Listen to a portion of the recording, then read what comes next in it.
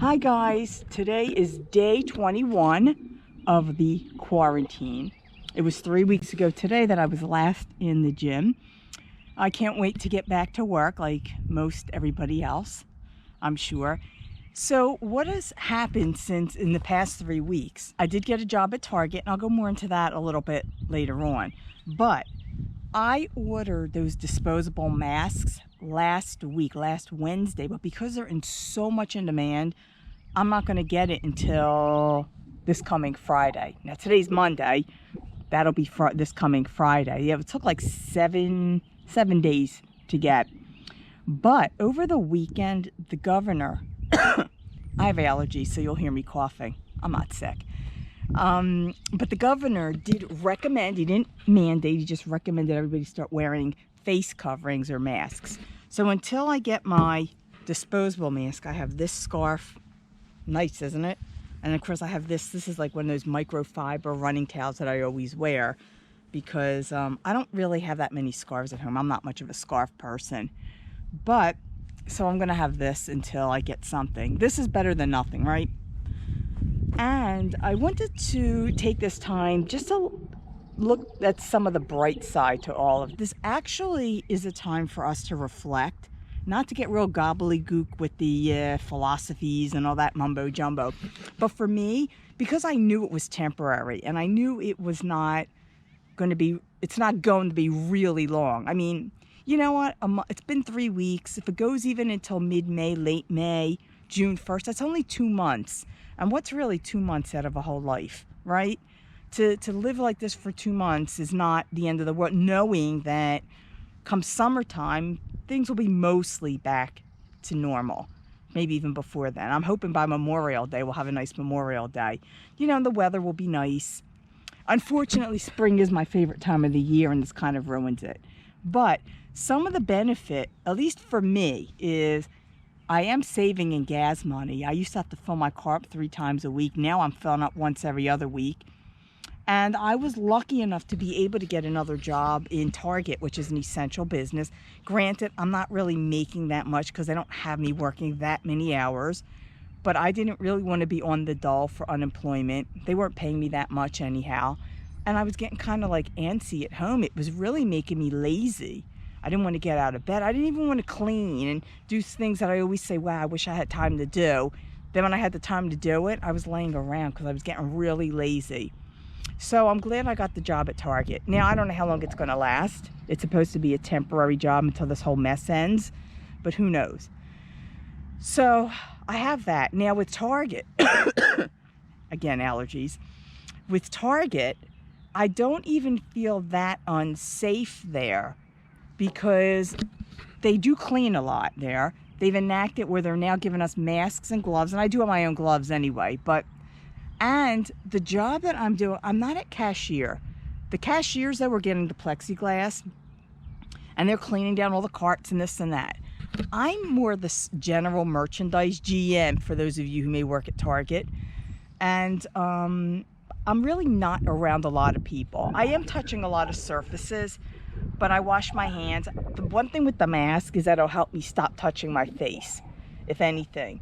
So I don't really feel like I'm that much in danger. So, you know, so for those of you who say be safe, I am taking precautions. So is everybody else there. I do work around a few other people that are there, and they're all taking precautions too.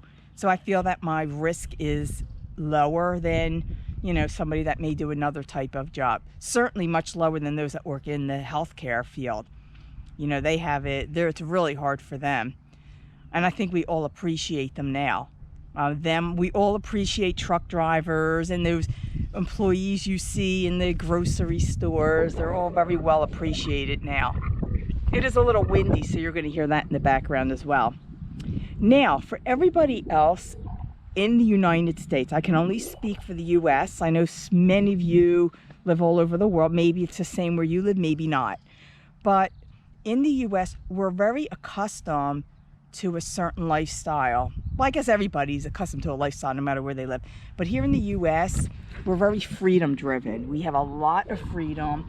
And when you take some of it away, even if it's for health reasons, people get into a panic. So we've literally went from having all the freedoms in the world to now having local governments regulate where you can go, how you must wear a mask, you must not. In all honesty, it's totally against our Constitution, and there will be, I know there's already in Pennsylvania, there will be a ton of lawsuits against a lot of these governors and mayors and local politicians, even though it's in the name of health, all right? But the reason for that is we're just afraid you give them a little, they take a lot. And all of this will come back. So that's the good thing. And guys, if everybody did what they were told to do, government wouldn't have to mandate stuff. You know, if everybody stayed in, only went out for necessities, wore the mask, wore the gloves, distanced themselves, then they wouldn't have to mandate anything. But then you have a few spoiled apples that ruin the whole bunch, like the idiot that was throwing the party, the Corona party, in a small little apartment with 50 people or whatever it was in there. So that's one aspect. Another aspect is, and this is a good thing, in some ways being forced to stay home is bringing families closer together. You now have parents, you know, in this country, the parents are at work, the kids go from school to after school activities to their friends to this and that. The family kind of doesn't really do a lot together. Now they are doing things together. I'm hearing families are playing board games together, you know, Scrabble, Monopoly, whatever. They're doing things together. They're out in their backyards, raking leaves. They're eating their meals together. So that's kind of a good thing. Now, granted, 24 hours a day, it's a little too much, and they're probably fighting with each other too. So it has its good and bad. Another positive I see with this, parents are now forced to homeschool their kids. And it's not that I'm a big advocate for homeschooling, but for a temporary moment, for 1 to 2 months, maybe 3 months, homeschooling your kid, I actually think that's a good idea, because now you as a parent, if you weren't already, it's getting you more involved in your kids' education. Most parents have no idea what their kids are doing in school. They just depend on the school system, they trust them. But now by you, if you're a parent homeschooling your kid right now, getting involved with your kids' homeschooling, you have a little bit more of a narrative on what they're learning. So I really think that's a good thing too. And now you get to see what the teachers have to face. So there are some positives to this. Again, if you can think of some positives, comment below. Right now, I do have to do my once a week food shopping. I try and get as much as I can in Costco.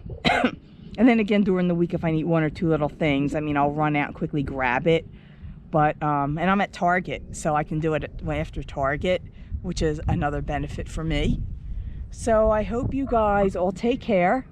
And, you know, I'll probably talk to you again before this whole thing ends. I just can't wait to get back to work. I miss all my clients. And I'll talk to you guys all later. Check out my baking videos. I do have some of them up there, and some cookie decorating coming up as well. Peace out.